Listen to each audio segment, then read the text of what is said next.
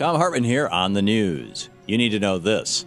Republicans in the House of Representatives left for another vacation this week, forcing Democrats in the Senate to either accept the Republicans' job-killing spending bill or let the government shut down and leave victims of natural disasters without any help.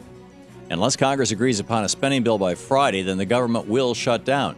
Not only that, FEMA is expected to run out of money this week, too.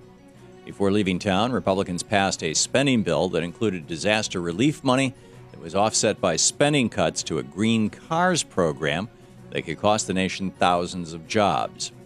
But arguing that disaster relief has never been offset before, especially by spending cuts that will kill jobs during a recession, Democrats in the Senate promptly rejected the House's spending bill last week and plan to vote on their own bill today without the spending cuts, barring a Republican filibuster. So where are House Republicans to negotiate on it? Sitting by the pools in their home districts. And the House leadership says they have no intention of calling their members back to Washington to do their jobs. Once again, taking a vacation is more important to Republicans than making sure Americans devastated by natural disasters get the help they need. And the bonus for Republicans looking at 2012 is that if their bill is passed, tens of thousands more workers get laid off, making President Obama's job getting reelected even harder. Not only is Governor Rick Scott killing jobs in Florida, he's also bragging about it. Speaking at a CPAC conference last Friday, Scott touted his record of laying off public sector workers. With an unemployment rate of 10.7%, way above the national average, Scott said, "We've had plenty of successes so far. We have 15,000 less government jobs in the state of Florida." On hearing that, his audience cheered, which isn't too big of a surprise since Republicans have cheered executions, sick people dying, and homophobia. Why not cheer job losses too? Then Scott repeated the same right-wing talking point that government doesn't create jobs. Right, tell that to the mailman, the police officer, and the teacher. Since President Obama took office, more than 500,000 government workers have been laid off in mostly Republican states, which is the real reason why our nation's unemployment rate is still above 9%.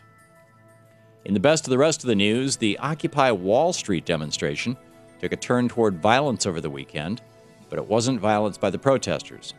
More than 80 people were arrested Saturday as demonstrators marched from Zuccotti Park to Union Square in Lower Manhattan, and videos show police officers using tasers and pepper spray against the crowd, despite no clear evidence of provocation. The protest against Wall Street and growing wealth inequality in America began more than a week ago on September 17th, and though it fizzled out in the days after, it once again kicked back up over the weekend. Let's hope their message cuts through both the police officers trying to silence them and the media that's ignoring them and resonates around the nation. 23,000 nurses walked off the job last Thursday at a one-day strike to protest changes in patient services and cuts to nurses' pay. The nurses claim that changes at California hospitals owned by Sutter Health and Kaiser Permanente will force nurses to work when they're sick and expose seriously ill patients to greater risks of infection. When the nurses attempted to return back to work on Friday, they were locked out and replaced by temporary nurses hired by the hospital. Unfortunately, over the weekend, a patient at one of the hospitals died, according to the AP, when one of the temporary nurses made a medical error and administered the wrong drug. Arguing that the hospital hired unqualified staff, the California Nurses Association filed a complaint with the State Department of Health.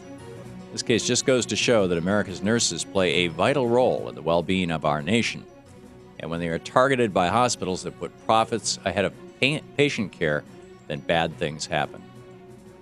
They say when people get rich, they get more conservative. Same is true of corporations. As they get bigger, they get more conservative. Enter Google. Facing antitrust threats, Google is dumping huge amounts of money into K Street lobbyists and to right-wing organizations. So far this year, Google spent $3.5 million on lobbying, and now has a team of 93 lobbyists working on their behalf.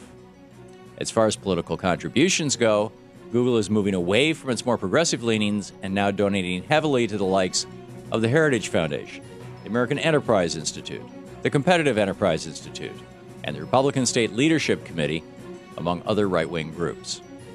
Not to mention that Google just teamed up with Fox so-called News to host the most recent Republican debate. If right-wingers seize control of the internet, then our nation really is in serious trouble. Conservatives in France were shown the door by voters yesterday in what was an historic election. The Socialist Party and its Communist and Green Party allies took control of the French Senate for the first time in that nation's recent history, dealing a huge blow to conservative President Nicolas Sarkozy's re-election chances next year. François Hollande, a leader within France's Socialist Party and the man likely to challenge Sarkozy for president next year, said about yesterday's elections, Nicolas Sarkozy will go down in history as the president that lost the right to its majority in the Senate. In a way, it's like a premonition of what will happen in 2012. French voters were angry with the conservative government over corruption charges and persistently high unemployment. Let's hope voters here make the same connection in 2012 with the Republican-controlled House of Representatives. And that's the way it is today, Monday, September 26th, 2011. I'm Thom Hartmann on the news.